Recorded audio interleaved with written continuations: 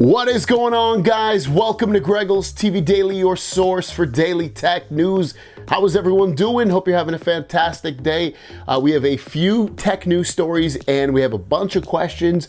So let's get this party started and roll right into the tech news. Our first story of the day is if you have a Google One membership. Now, the Google One membership, specifically the one I'm talking about, is if you're thinking of or you're signing up for the 2 terabyte version of that. That's where you can save all of your stuff, you know, like your photos and your phone backup stuff and all that, you know, file things. You might have received an email from Google, and it seems like it's only for new customers, but I have to expect this is going to roll out to everybody because Google, if you have any part of their Google One membership, you generally get a free gift every single year, and it looks like this will, I would guess, is going to roll out to everybody, but right now it's only new customers. And here's what it says. It says if you upgrade to a premium annual plan, you get the new Nest Hub on us. So that means, again, you'd have to get the 2 terabyte plan, which is $100 a year. This is the one I have just because I end up saving so much videos and photos to my cloud, and I want it backed up, and I have it all synced up to my Google devices, and it's great to just see all the photos all the time. You'll get one of these devices. You get a little, coupon code basically to order it. And not everybody has gotten it, but I would assume, again, most people are probably going to end up getting this, especially if you're already on the plan. It'd be kind of weird if they only do it for the new people, but keep your eye out for email. If you see something like that, it should be real and it should be from Google. Next up, if you have the Galaxy S21 phone and you have the One UI 4 beta installed, they've pushed out another update and it fixes a ton of bugs. So go into your software updates and check for this. But ultimately, as you can see, this laundry list of bug fixes. It removes the stretch effect, which is not a bug, but I guess they're having trouble with the stretch effect when overscroll was operated. They removed a pop-up window that appeared after the first start of the application, Wi-Fi and hotspot stuff, fingerprint recognition, phone restart during a phone call. When closing all recent apps, the One UI home was terminated or rebooted.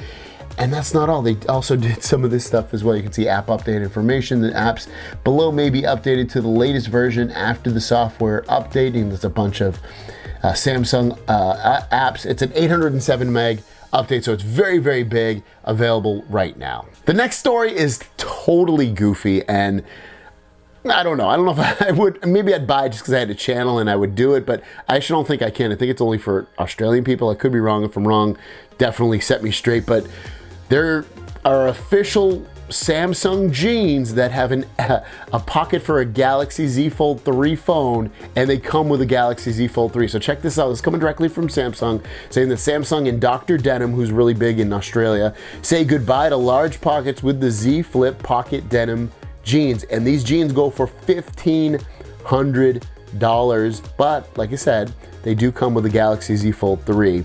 And they're limited to only 450 pairs of these jeans. They come in men's and women's sizes. And I believe you can do it right now if you want to order these. But again, it might only be Australia only. I know Dr. Denim does have an American site too. I've never even heard of Dr. Denim until this article. Again, another fashion designer thing that Samsung's making affiliation with that I feel like half the world doesn't even know who they are.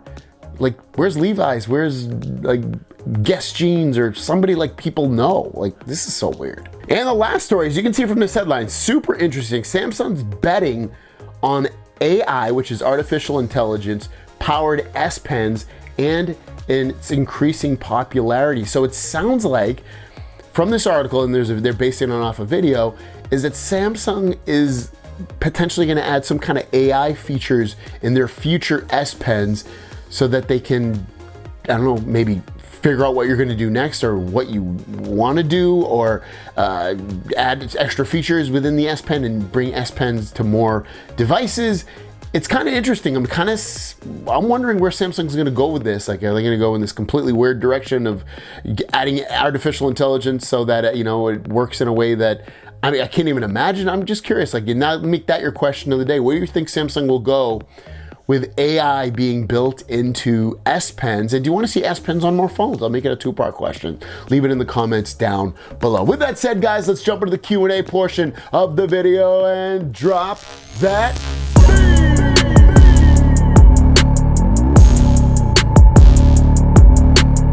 First question of the day comes from Cruson.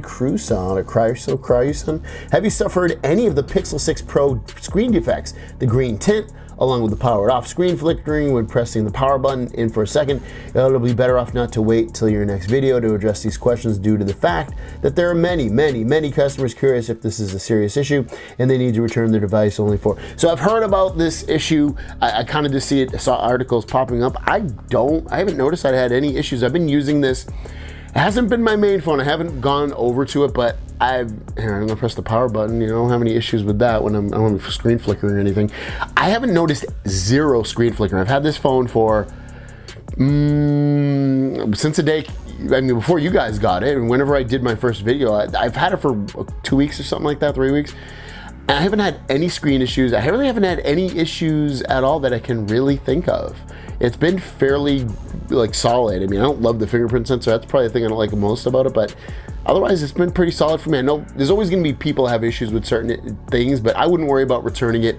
I've already seen that they're pushing out updates for this stuff, and that's all it needs. You'll be fine. Karen White, did all the Z Fold 3 get the One UI 4 beta? No, I don't think so, because there's some people that like will go and check for the update and it's not there. And if you do want to check the update, go to the Samsung Members app on your phone, go to Benefits at the top, and then go scroll to the bottom, and you should see One UI 4 beta if you have it. Otherwise, you probably aren't going to get it. I know the last couple of betas for the other phones haven't been for everybody. I have the unlocked version, and I was able to grab it, so it's going to be on case by case based off the exact phone you have under the certain carrier. Timothy Hammock, if I get the Galaxy Z Fold 3 after the 3rd of this month, would I have the new update, or would it already be available on the new device? What is a better watch, the Galaxy Watch 4 Classic or the Galaxy Watch 3? The last one's so easy. Get the Galaxy Watch 4. It's newer. It has the new operating system. It's going to be supported longer. That's an easy question. The other question that you have about the Galaxy Z Fold 3 getting the update, I don't know if you mean the One UI 4 update.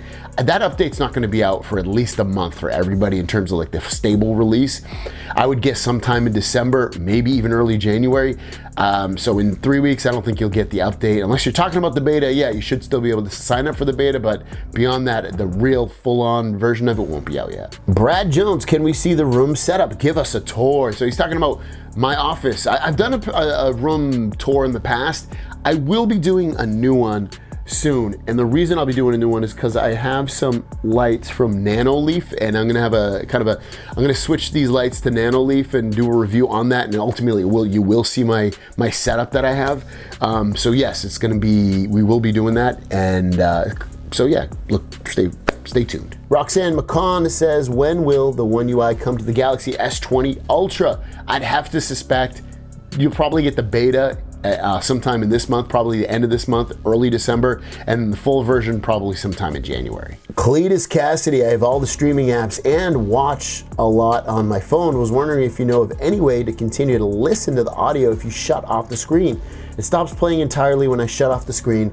The phone I'm most looking forward to is the Fold 4. Now, if you're able to do something like that, it's going to be in the app, the Good Lock app, and it's going to be in Sound Assistant, which I don't think there's a feature for that. I'm just going to take a quick look, and I have the beta version on my Z Fold 3, so I might not even be able to check for it because a lot of these modules are not up to date and they need to be up to date, but that's where it would be in there. And if you guys know too, because it would have to be something that I do a separate video on, probably, because it's something interesting. I think it's something that people want to know. But let me just say, yeah, it's unplugged. I can't check it right now. But yeah, that's where it would be. Download Good Luck, download Sound Assistant module, and see if it's in there. Otherwise, if people know, just put it in the comments. And that was all my questions. Thank you so much if you submitted the question. I appreciate it. If you have a question, I'll answer it in tomorrow's video. We'll put the word question as your first word. There you guys go. Have a great day. We'll see you down the road.